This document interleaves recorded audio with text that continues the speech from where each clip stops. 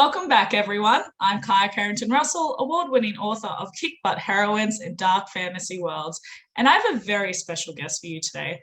We are talking Sunday Times best-selling author who's known within the thriller genre for books such as The Woman on the Pier and The Dinner Guest. We are talking to the one and only BP Walter. How are you today? I'm very well. Thank you for having me on your podcast series or YouTube series. It's great to be here. I know, I'm so excited to interview you because you have so many interesting storylines, and even the books in the back, they just look absolutely stunning. I love how you've stacked them. Yeah, I do like that the way they kind of complement each other.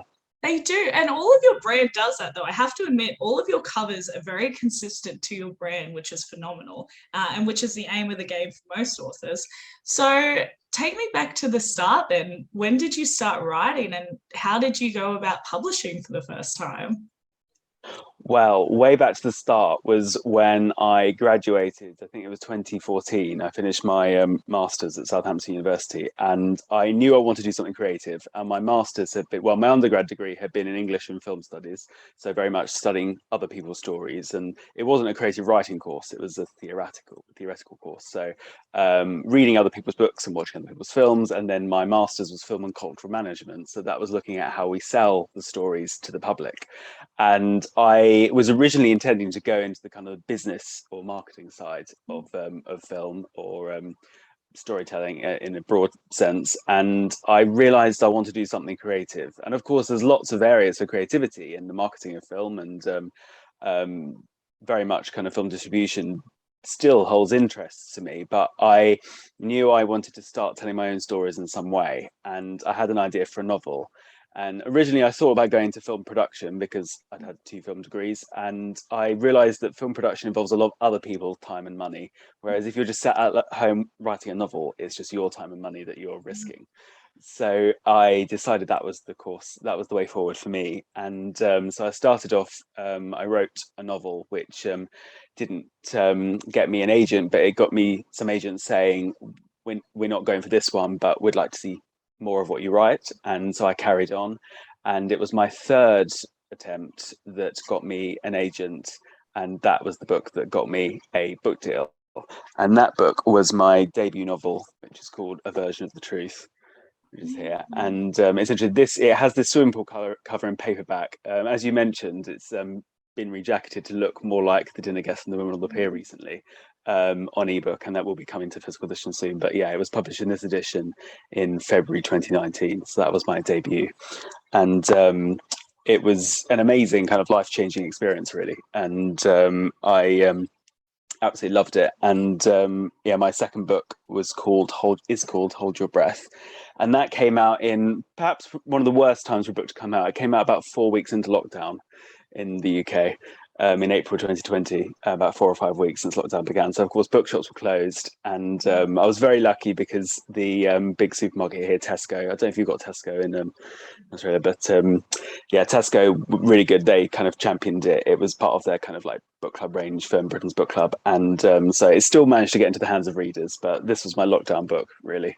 And then, as you mentioned The Dinner Guest earlier, my life kind of changed when The Dinner Guest came out, because that was the book, which is this one here, that became a Sunday Times bestseller and kind of like sort of changed the course of my career. So, and then The Woman on the Pier came out in November. So that is a race through my publishing history and journey. That's so exciting, considering especially that you weren't exactly sure when you studied, you weren't sure what path you were going to go. And the fact, too, that anyone could have on your first book that you wrote and then your second, that you had, this is good, but I don't think I can champion this work. For new authors, that can be so gutting, and some might not continue past that. So, was it because you had that kind of business background and sense that you decided you'll carry on and continue writing to the next one to learn not to take it personally? I think that the thing that pushed me forward, or at least helped push me forward, was that I did a lot of research into the process of applying for agents and the kind of responses people were likely to get. And I consistently read people saying that quite often you won't get a reply, or if you do get a reply, it will just be an automated kind of like, thanks for sending, but we're not interested.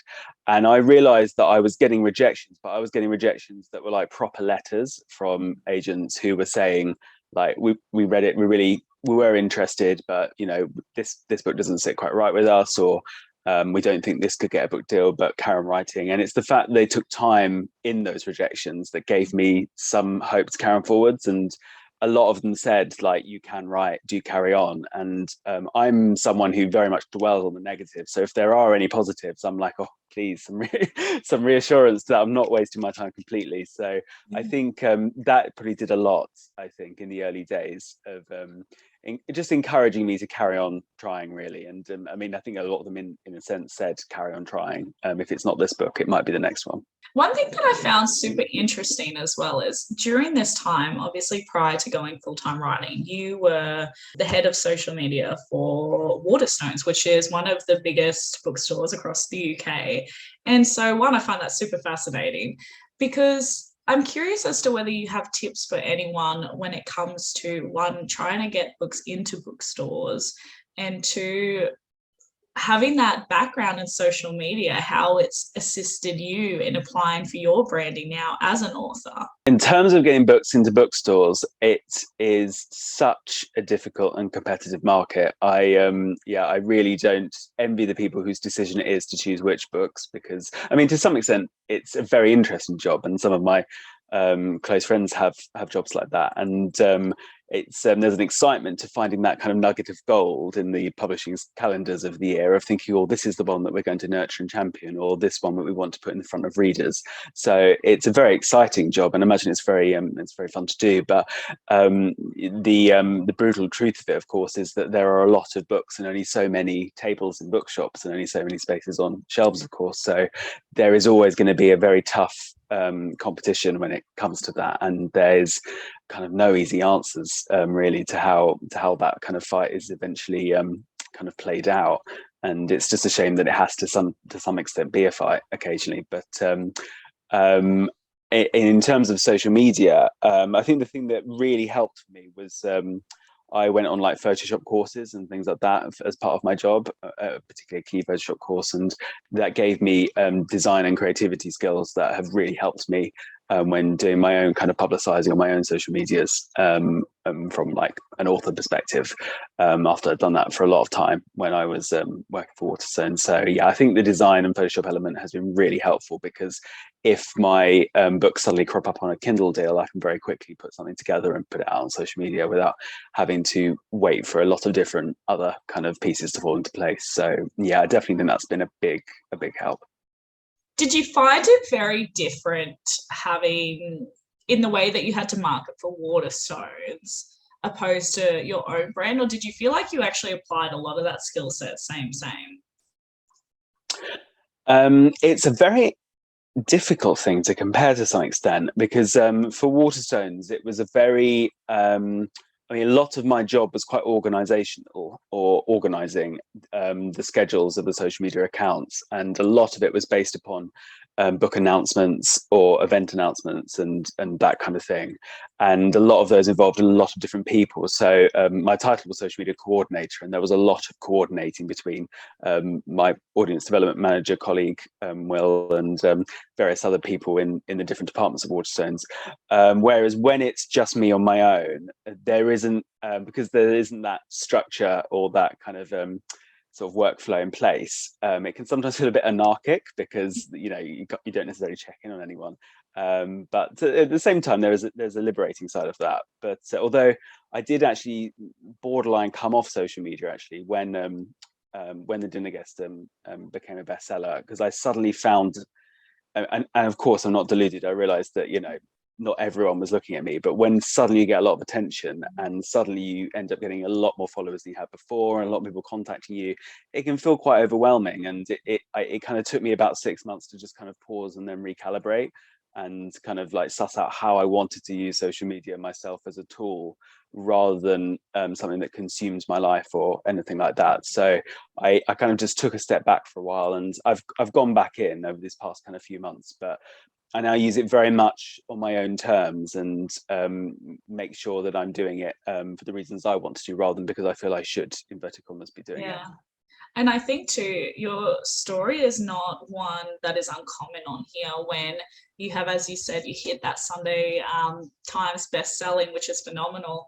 But you were so overwhelmed when you reached that new, you broke through that glass ceiling, so to speak. And I've heard it before numerous times that authors kind of freeze up because they're like, oh my goodness, this is not the steady increase that it's been. This has gone boom, and they don't know how to deal with it because it's completely new. And I think that was very clever to step back and just think about, okay, how am I going to go forward? Did you feel like it applied a new kind of pressure to you for the next book that you were writing? Like you felt like you had a new, you had such a high expectation now because you had so many more readers? Yes, although in an interesting way, actually, because, or rather in a way that isn't possibly the normal way. And that was because the book that was coming out straight after The Dinner Guest, which was The Woman on the Pier, one up there, that was actually written before The Dinner Guest. And so it was already done and very much dusted by the time The Dinner Guest came out. And it's only because of a quirk of the way kind of publishing schedules work, and because I changed imprints at HarperCollins, The Dinner Guest ended up coming first and The Woman on the Pier after. And so I had a lot of concern about the next one, because I was like, oh, what if they don't like it as much? Or because it's actually quite a different novel to some extent than The Dinner Guest, and the setup's quite different and it plays out quite differently. I did have all those fears, but in terms of the actual physical writing, because that one was very much done, and I'm always, and we can get on to kind of process and the way we, kind of the writing plays out later on, but I'm normally at least 2, sometimes 3 books ahead in terms of what I'm writing. So the impact the success of The Dinner Guest had on the writing side of things would apply to a book like a number of ones along in the publishing schedule, if that makes sense. And hopefully whichever one it is, readers won't realize which is the one, because by the time it comes out. Those first 2 books that you wrote that agents didn't champion at the time, have they published, or were they the writing practice? This has twists and turns, actually, the story. So the very, very first one that I wrote is now actually the one I wrote in 2014 is sort of the book that I've got coming out this coming autumn, called The Locked Attic. And it isn't exactly the book, because I did rewrite it entirely, but it is the idea that I had. And to some extent, the one I wrote in 2014 was almost like the first draft of it. And it's been like a long time coming, because about 8 years or however long it is. But yeah, by the time it does arrive, it's gone through changes, and it's gone through a very, like, every word has been rewritten to some extent, although there probably are a lot of things that are very much the same. But yeah, I'm very pleased that work wasn't wasted, really, because it's a lot of effort to, as you know, to write a novel. And the idea of it just being shelved and then not seen again is kind of heartbreaking in a way. And it's so I'm very pleased that The Locked Attic's coming out in November. It is, to some extent, the first book I set out to write, really. So it's going to kind of feel like a full circle moment maybe for you, have that little bit of sentiment to that book. I can't wait for that release. And Oh, thank you. What does your writing process look like then? Because thriller is such an intense genre to write, because you have to leave so many eggs along the way, but you have to plot it out so carefully. So I always make the assumption, thriller genre, you're a plotter. But I've been proven to be wrong as well. So what's your process look like? My process is very plot-based and very structured. I mean, I think it has its eccentricities, but I think I probably change something very slightly each time I do it. But generally speaking, as soon as I've got an idea, and again, this sounds a bit weird, but when I get an idea, it's normally an idea as a whole, as in like the whole book just kind of arrives. And it's kind of like that phrase that people sometimes say about, like, when you fall asleep, it's like very slowly, then all at once you fall asleep. And it's almost like that with the book idea, that I just get a slight inkling of what it is, and then suddenly it's all there. And once it is all there, I will, as soon as possible, write out a list of characters and give them all names. Their names may well change, they do change, that's the key thing I do is I go to movies and TV shows and I cut out pictures of characters from movies and TV shows of actors that just vaguely resemble what I'd like the characters to look like. And that's really key for me because then when those names do change later on, I've got an actor that I can think, oh, it's Colin Firth, or oh, it's Kate Winslet, or something like that. And apologies to Mr. Firth and Ms. Winslet. But it gives me kind of a key to work with, and it means I can kind of shuffle people around. So I always do all those characters first. And once I've done that, I've got all the characters laid out. I've got a kind of 2-line hook of what the book essentially is. And that's when I kind of can think, okay, how's this book going to work? And then I plot out every single chapter throughout the book. I do a chapter by chapter layout. Each one is kind of a paragraph normally, and it's just like a few lines or might be a little bit more of what that chapter will contain and how it will push the story onwards. And then once I've got all that down all the way to the end, that's when I send that whole kind of document over to my agent to check that I'm not completely bonkers and just deluded at this whole idea and things like that. And it's just a sense check. And essentially, I kind of say to her, do you think this would work? Do you think this is a gripping story? Do you think this is something I should, devote quite a large chunk of my year to working on? And so far, she's always said yes, which is good. But she might have some ideas or might have, things about, and we've always got it in our minds that, like, is this something my publisher will want to go with as well?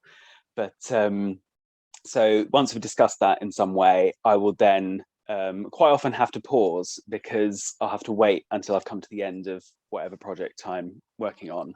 And this is where it gets a bit weird, but I'm nearly always working on 2 or 3 books at once. I usually write, I'm usually in the inverted commas core writing of 2 books and the editing of one and then the planning of another.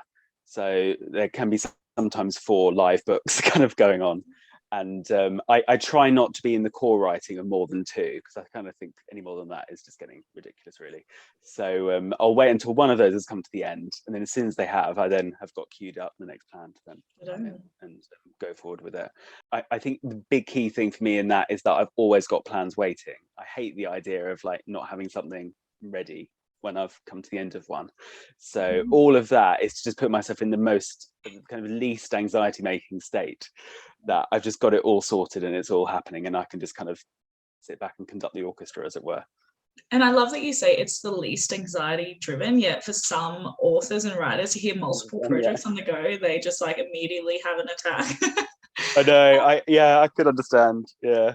Would you ever change genres, or do you think thriller is definitely your lane and that's what you love and thrive in? Or do you have ideas possibly for different kinds of natures? I have had ideas for books that would be more kind of described as general fiction rather than thriller. I've also had ideas that, shall we say, push the parameters of the thriller, and I quite like doing this actually. My second book, Hold Your Breath, this was the closest I had at that point got to the horror genre, and this one involves exorcisms in a dark forest, basically, and things like that. And the book was kind of a love letter to The Exorcist, which is one of my favorite films, and kind of like Hammer horrors and folk horror. And I was kind of pouring a lot of, and I did horror cinema as my undergrad dissertation at university. So this was knocking on the doors of the horror genre, if not completely stepping into the room, if that makes sense. But I like the fact that it could still be pitched as a suspense thriller, a psychological thriller. So I think the thing that interests me the most when I'm writing is to see how malleable these boundaries of the thriller can be. And I like the idea of still operating within the thriller genre, but at the same time pushing against the rules and pushing against the walls of it. And hopefully not too much to the point where my publishers freak out. But I've got a couple of books coming up, and we're having discussions at the moment on how they could be positioned or placed in the market. And let's just say they also very much push the boundaries of what one could consider to be the thriller genre. But I think there's a lot of precedent for that, and I think there's a lot of really interesting suspense fiction writers writing at the moment. As if you know the author Sarah Pinborough, she wrote a novel called Behind Her Eyes, which was adapted into a Netflix drama. But that very much pushed the boundaries of what the thriller can do or people expect of it. And another author I admire a lot is Catriona Ward, and her book, The Last House on Needless Street, I read last year, which is a thriller, but it also does things that people would never expect. And I really like that. I love discovering something, thinking, goodness, someone's approached this from such a different direction and different angle. And yet it's still being marketed at a thriller that a lot of people will pick up and read and expect a really kind of interesting ride. And they do get that, but they also get something new or something different or something they weren't expecting. And I think that's, for me, when writing, that's the most exciting thing.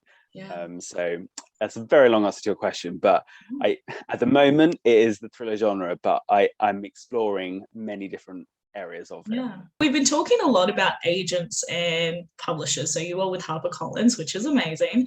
So what advice would you have for writers or authors who are listening, who are thinking about pitching or trying to get an agent and a publisher? Do you have any advice for them? Oh, the best advice I really think I could think of, and it's something that like even terrifies me just saying it, but it's being able to summarize one's book in like a sentence or two sentences, and have that one sentence or two sentences be the most compelling, interesting thing possible that makes someone go, "Oh, that's an interesting idea," or "I haven't thought about that," or "That's something I haven't seen before."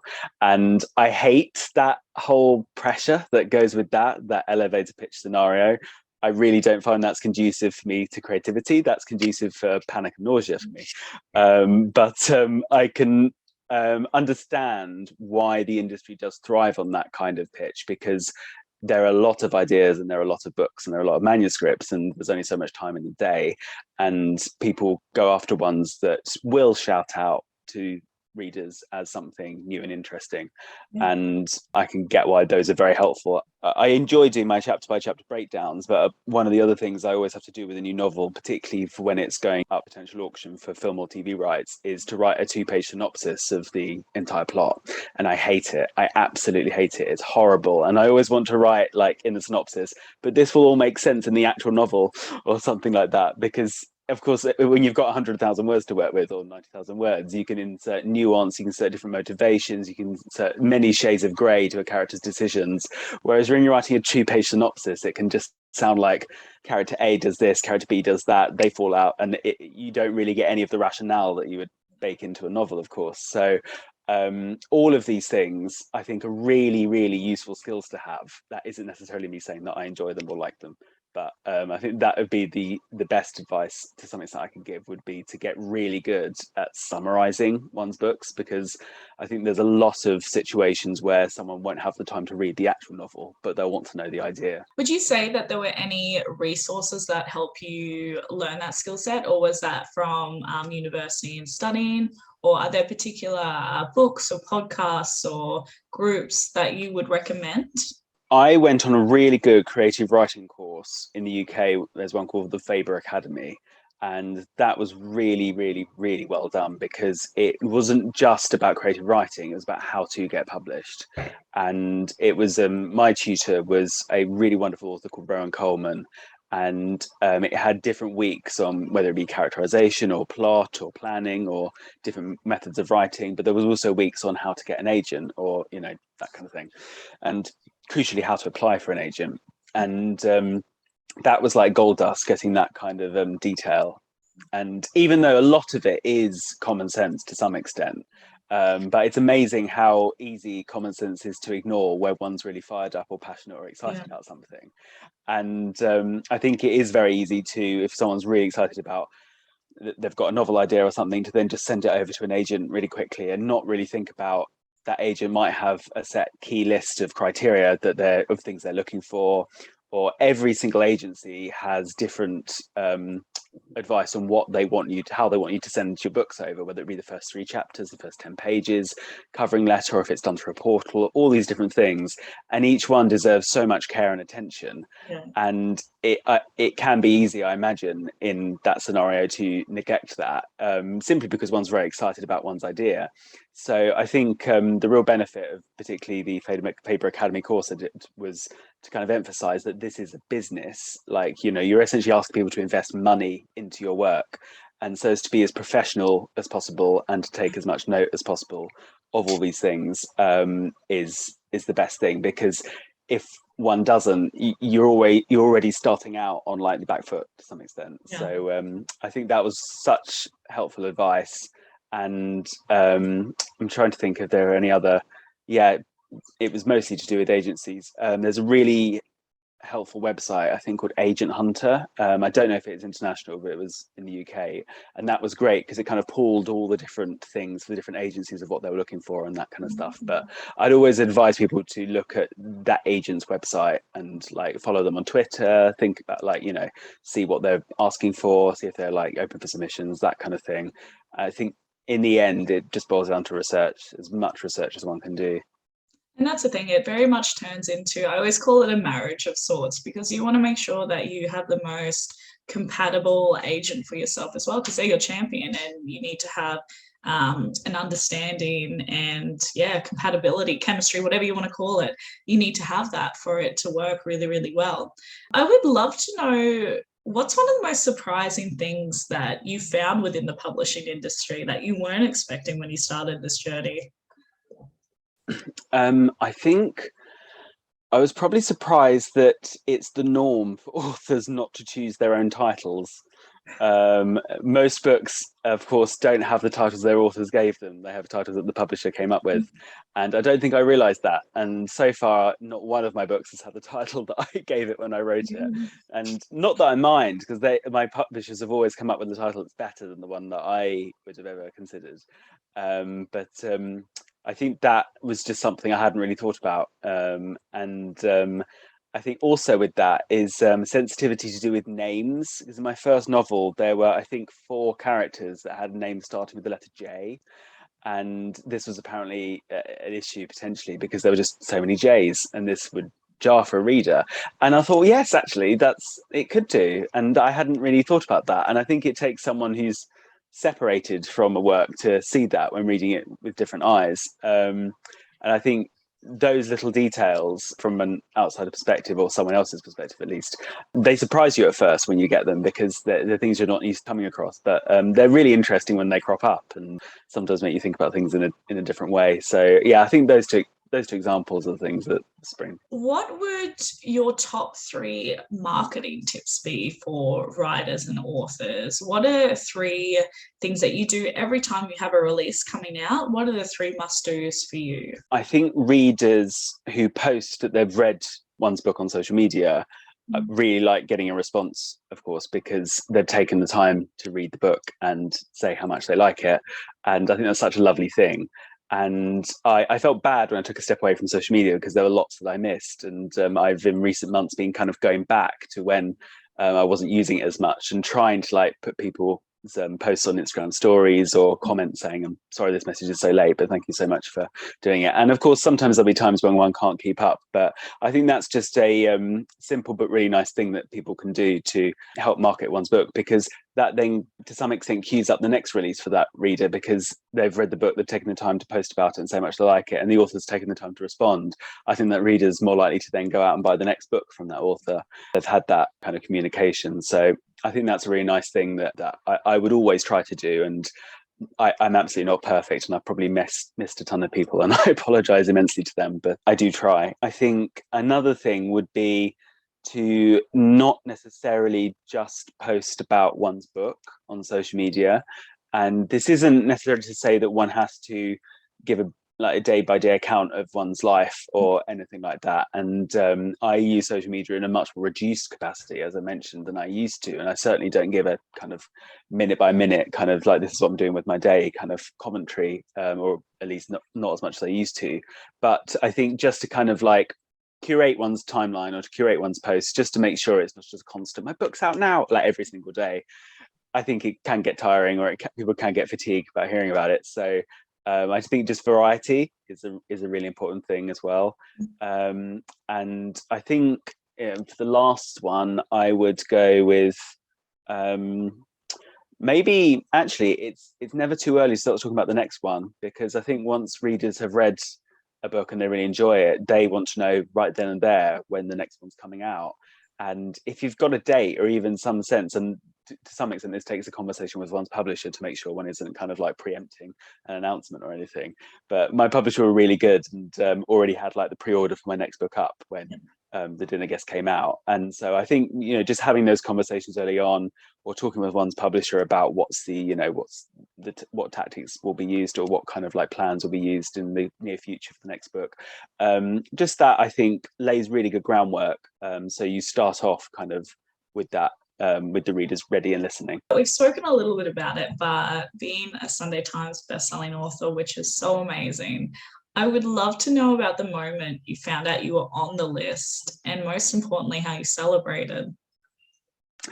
The moment I found out I was on the list, it's weird actually, because you find out on a Tuesday afternoon. That's when the data is released to the industry. And I believe it goes live on the bookseller website, the trade press, the bookseller website that day, if not the next day. But it all just happened really quickly, and I wasn't even sure if that was the afternoon we were going to find out. And about 3 days before, because it's different actually with the Times. This is probably very dull, but I'll briefly explain. In the UK, there's the Times and the Sunday Times, of course, which are essentially the same paper, same news organisation, kind of News Corp, Rupert Murdoch organisation. But the Times is every day apart from Sunday, and then the Sunday Times, of course, is just on a Sunday. But they have different editorial teams, and crucially, they have different book charts that are congregated in a different way. And the one on a Saturday in the Times is added up in a different way than the one on the Sunday in the Sunday Times. And the one in the Sunday Times takes into account all print sales across the UK, including like supermarkets, Amazon, everything. Whereas the one on a Saturday, the Times, doesn't take into account the supermarkets or Amazon. I believe it's just Waterstone sales, actually. And the Dinner Guest went to #1 in the Times on the Saturday. So I was just, of course, overjoyed. And then when I was in touch with my editors at HarperCollins and my agent, we were just, completely overjoyed. And within that, I think I just kind of forgot that we were waiting for the Sunday Times one on the Tuesday. And that, of course, has potentially, one could argue, even more significance, because that's the whole wide industry that isn't just necessarily one retailer. That's across all print. And so I almost just didn't dare hope that it would get into that one. I was just already really happy with the #1 in the Times, and I almost just didn't want to kind of tempt fate by hoping for more, because that at that point felt like I was, I'd already just got an amazing thing, and then to want more on top of that would seem, greedy. But I think on that day, I think I emailed my editor saying, I'm just checking, is this the day we find out potentially if it's got in Sunday Times or not? And I couldn't remember if it was. And I think she replied back about an hour later saying, like, drum roll, yes, it did. And we did it. It's in there. It's in the top 10. And then it was just amazing, because then got like a flurry of emails from my publishers and my agent and everything like that. But I was still working for Watsons at that point, and we were, if not in lockdown, we were kind of like in sort of like a sort of restrictions, but not full lockdown. So I was still at home, working at home. There wasn't really anyone around to kind of like talk to about it. I think my parents were in actually, or were out, but came in later, so I could tell them. But it was a very odd thing actually, because I still had the working day to finish, and it was a very busy day, and I had other book announcements to get out on the Waterton social media. So after about kind of 10-15 minutes, I then had to just go back to the work I was doing and start scheduling Twitter posts and things like that. So yeah, it was a bit odd. But in terms of celebrating, I got Domino's pizza that evening as like a takeaway celebration. Yes. So Fantastic. So yeah, I did. This is one of my favorite questions to ask. What is the biggest obstacle or the biggest challenge you've had so far, and your greatest personal accomplishment in your writing career so far? I think obstacle, I changed publisher within HarperCollins. I was previously published by Avon within HarperCollins, and then I moved to One More Chapter. And I think change like that is always quite a daunting change, because you're suddenly surrounded by a new team of people. And it's I think sometimes it's the change that's a scary thing. But when you've got used to a certain set of things, to then suddenly have your life kind of rearranged, and all that happened, I think, about a couple of weeks into lockdown. So it was already quite a scary time. and the whole of the publishing industry was in flux, and then suddenly I was changing publisher or changing imprint.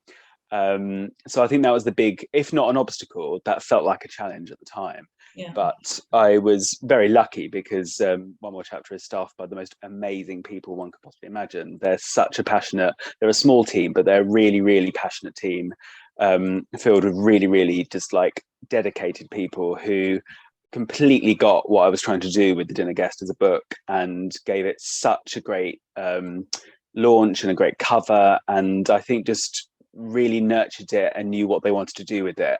And so that turned the kind of the challenge or the change that was originally scary into something really, really wonderful, and was, you know, the best it could possibly have been, really. So yeah, I'd go with that, because that was like a disorienting experience at the start, of course. And in terms of success or achievement, I mean, I don't, when I started off, like, it was a dream of mine to become a best-selling author. And I think in the publishing industry, and you may have felt this as well, I think there is a lot of emphasis on being a debut, and a lot of emphasis on that debut novel. And it can sometimes feel like if that debut novel isn't the one that gets 200 territories, a film deal with Spielberg, and a Sunday Times bestseller, and you know, means you can leave your job, and you know, everything like that.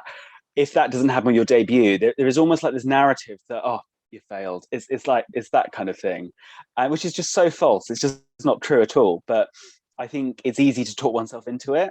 And I, even though I was, you know, very, very happy with my first book, and seeing it in bookshops was a really wonderful, life-changing moment, because it didn't become a massive bestseller, or because it didn't, you know, get a TV and film deal, or loads of, you know, foreign rights, things like that. It can feel like, oh no, I've missed it.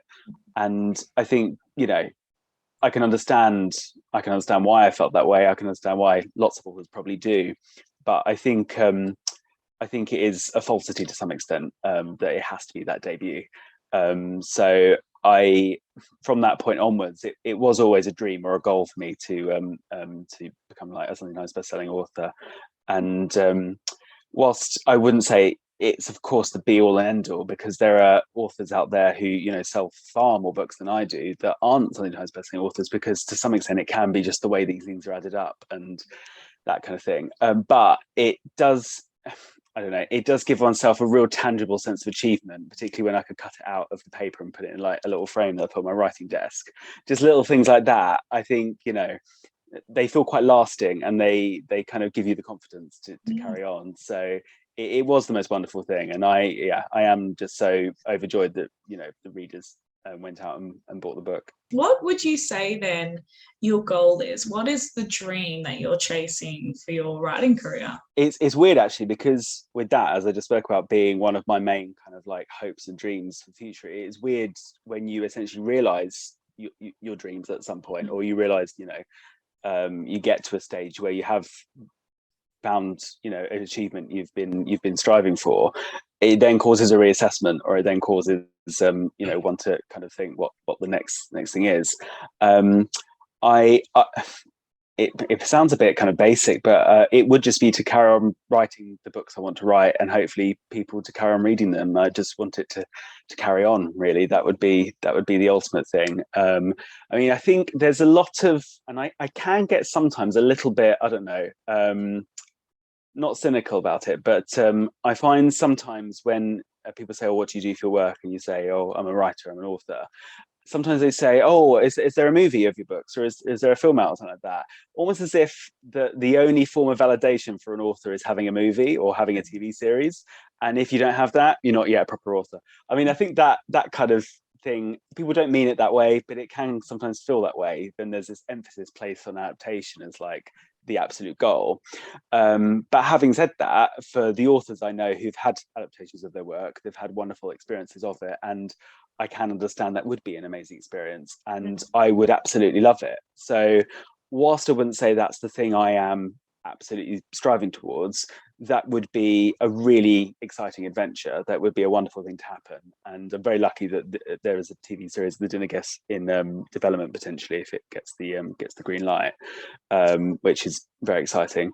But So that's kind of going along in the background, and I find any kind of updates they get on that when they like assign screenwriters or anything like that very exciting when it occurs.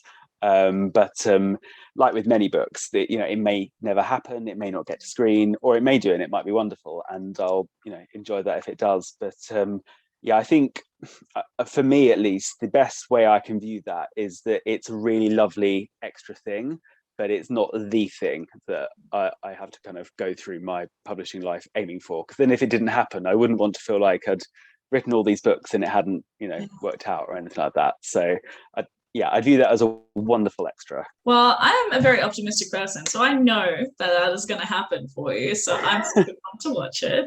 I do have a segment called Speed Dating with an Author. So you and I are going to go on a very romantic date. I've lit a candle, I've created ambience. But basically what it is 5 rapid questions. Are you ready? Yes. What's the clumsiest moment you've ever had? I'm going to fail at the first hurdle because it sounds terrible to say it, but because I'm such an overthinker, I overthink everything and overanalyze everything. I rarely put myself in a circumstance where clumsiness is a possibility because I've overthought everything that could possibly happen to start with. So I think there are no examples that come to mind, but purely because I'm such an odd person who's probably thought of every possible disaster situation already and tried to counter against it, I think. But that sounds safe. So I'm happy with that answer. What are the 3 words that would best describe you? Optimistic, but worried. Just imagine your day today. Yeah. What is your life motto? Oh, I don't think I have one. I have to think up one. I think try not to dwell. I think that would be it. I think this is turning into like a therapy session, but I think it's easy. Yeah, no, I think it's easy in this very strange kind of world of books and writing and that kind of stuff, on every little thing being kind of like a small anxiety point. And I think comparison particularly can cause that a lot when you look at other authors and you think, oh, how are they doing? Or they've got this slot in this shop, or they've got this retailer deal, or everything like that. I think it's just best to try not to dwell and just do one's own work. Yeah, that's a perfect motto, especially for this industry.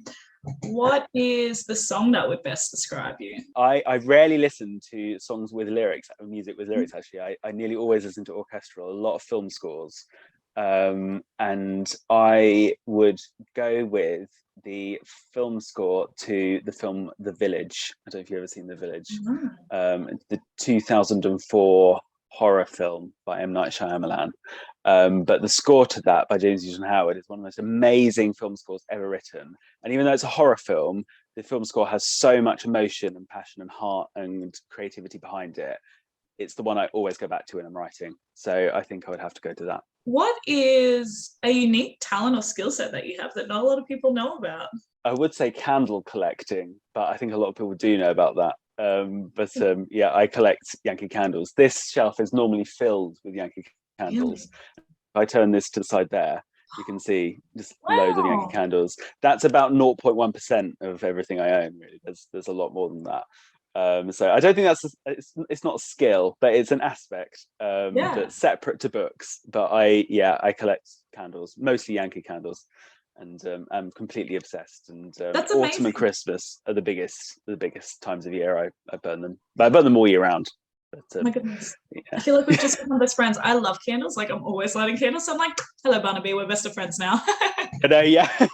Oh, I love them completely. I love marking the seasons, and because candles help one do that so much, I fully embrace candle burning all year round. But yeah, as I said, autumn, which we're fast approaching in the UK, is my favorite candle season, because that's when I get all the pumpkin ones and all kind of the autumn leaves and that kind of thing, and spice lattes, that sort of thing. So yeah, I think again, don't know if it's a skill, but candle collecting, I'd say, is the one I'll go with. I have had so much fun today. What do we need to be on the lookout for, and where do we find you? Well, in terms of on the lookout, as I mentioned earlier, my next novel comes out. It comes out in the autumn in the UK. I'll have to check international dates, but they may not have been decided, but it will be soon. And it's called The Locked Attic. And yeah, it's 10th of November in the UK. And then after that, there will be another book next year, but I can't yet say the title of what that is because it may change. Yes, but there will be updates on all of that on my social media accounts. So I can be found on Instagram as BP Walter Author, and on Twitter as @BarnabyWalter, and on Facebook as BP Walter. Yeah, well, thank you so much for coming on today. I've had a blast. Oh, thank you so much for having on here. Yeah, absolutely. And who knows, maybe we'll keep in touch and we might get you on next year as well. Oh, that'd be great. Yes, definitely. Thank you so much. Amazing. Bye, guys.